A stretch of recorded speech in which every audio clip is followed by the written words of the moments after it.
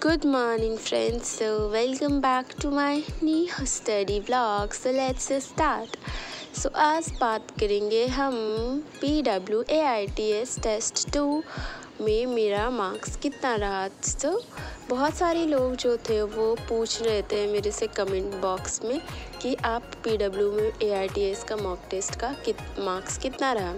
सो जैसे कि मेरा 19 फरवरी को एलन का फुल मॉक टेस्ट था, तो मैं उसमें काफ़ी बिज़ी थी, ठीक है, जिसकी वजह से मैं इसका क्या बोलते हैं टेस्ट नहीं दे पाई थी। और मैं PW का AITS टेस्ट भी बहुत ही लेट से ज्वाइन किया।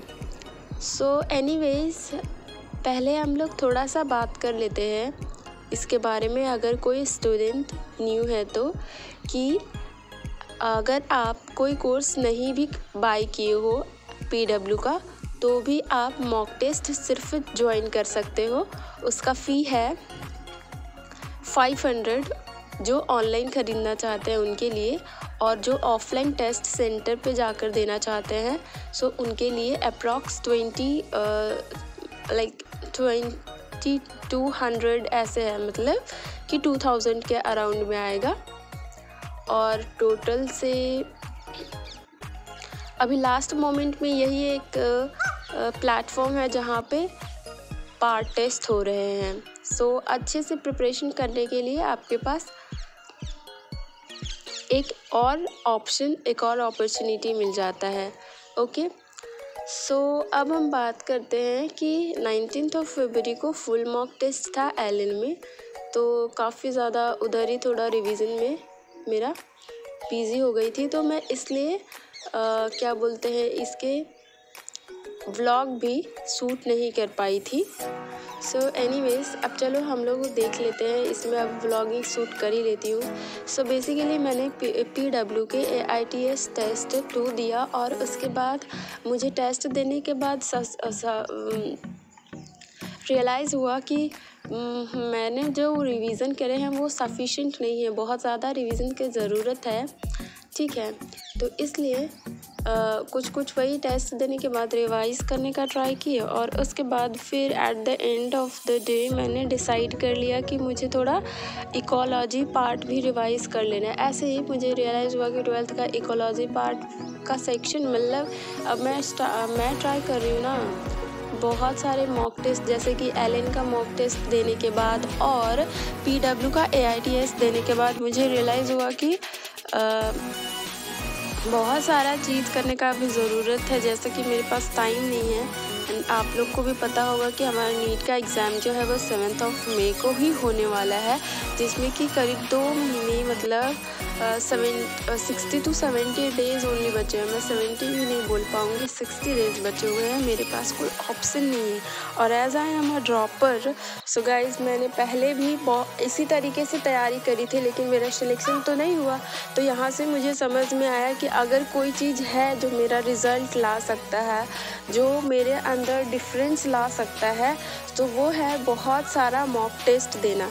क्योंकि ये सब जो चैप्टर मैं अभी रिवाइज़ कर रही हूँ, पढ़ाई कर रही हूँ, ये सब तो मैंने पहले भी करे थे, और मॉक टेस्ट क्वेश्चंस बैंक लगाना, ये सब तो मैं पहले भी करी, बट मेरा सिलेक्शन नहीं हुआ। तो मुझे रियलाइज़ हो रहा है ना कि एक ही चीज़ है, और वो है बहुत सारा फुल मॉक टेस्ट देना, पार्ट मॉक टेस्ट देना, मतलब कैसे भी करके आपको मॉक टेस्ट देना है बहुत ज़्यादा। सो इसीलिए अभी देखो क्या बोलते हैं, फरवरी के लास्ट का जो है ना वीक, इधर 19, 20 से 28, इधर मैं बहुत ज़्यादा मॉक टेस्ट लगाऊंगी, बहुत ज़्यादा, मतलब किसी भी पार्ट टेस्ट का प्रिपरेशन करने के बजाय मैं बहुत सारा everyday I am going to give full mock test, so that you know मुझे पता चले कि कौन सा मतलब बहुत ज़रूरत है। जैसे बायोलॉजी के लिए एक पल के लिए मेरे मार्क्स तो आ भी जाते हैं, बट फिजिक्स का मार्क्स बिल्कुल नहीं आ रहा है। और मुझे पता है कि फ़िज़िक्स में ना सिलेबस बहुत ज़्यादा है और मेरा हुआ भी नहीं है अभी, लेकिन फिर भी पेपर देने के बाद मुझे समझ में आ रहा है ना इतने सारे, और ड्रॉपर हूँ तो भी समझ में आ रहा है मुझे कि ऐसा नहीं है, मतलब होता है ना एक पर्टिकुलर टॉपिक से ही और एक पर्टिकुलर टाइप के ही क्वेश्चंस बनाते हैं। कुछ 4-5 क्वेश्चंस ही होते हैं जो डिफरेंट होता है, तो पर्टिकुलर टाइप का हो टॉपिक उठाया उन्होंने, पर्टिकुलर फार्मूला से बेस्ड क्वेश्चंस, थोड़ा सा ट्विस्ट या फार्मूला बेस्ड बनाते हैं। तो इसलिए हम जितना मॉक टेस्ट देंगे और उसका एनालिसिस करेंगे उतना में भी मेरा फिजिक्स अच्छा से आ सकता है मार्क्स, ठीक है। इसलिए मुझे मॉक टेस्ट बहुत ज़्यादा देना है और मॉक टेस्ट में मेरे फिजिक्स में ही प्रॉब्लम रह रहे हैं। एनीवेज, तो मैंने डिसाइड कर लिया कि मेरे पास बहुत कम टाइम है। अब मैं सुबह उठूँगी, सुबह में बायोलॉजी रिवाइज़ करूँगी, कुछ चैप्टर्स, मतलब कम से कम तो एक यूनिट में 4-5 चैप्टर्स हैं तो उनको रिवाइज़ कर लूँगी। मेरे लिए बायोलॉजी में स्कोर करना इजी है rather than physics and chemistry. So उसके बाद मैं थोड़ा बहुत आजकल ये करने लग गई हूँ। हाँ, डेली बेसिस पे मैंने फ़िज़िक्स के क्वेश्चंस लगाने भी स्टार्ट कर दिए।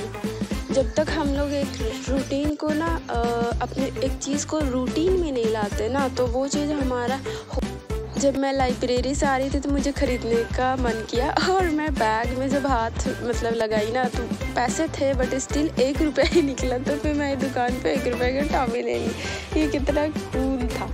चलो अब देख लेती हूँ कि टेस्ट सबमिट करने के बाद मेरे कितने मार्क्स आते हैं, ठीक है। So just wait. So guys, please give me your support, और अगर आप न्यू हो तो चैनल को सब्सक्राइब करना और शेयर करना ना भूलें। Thanks for watching.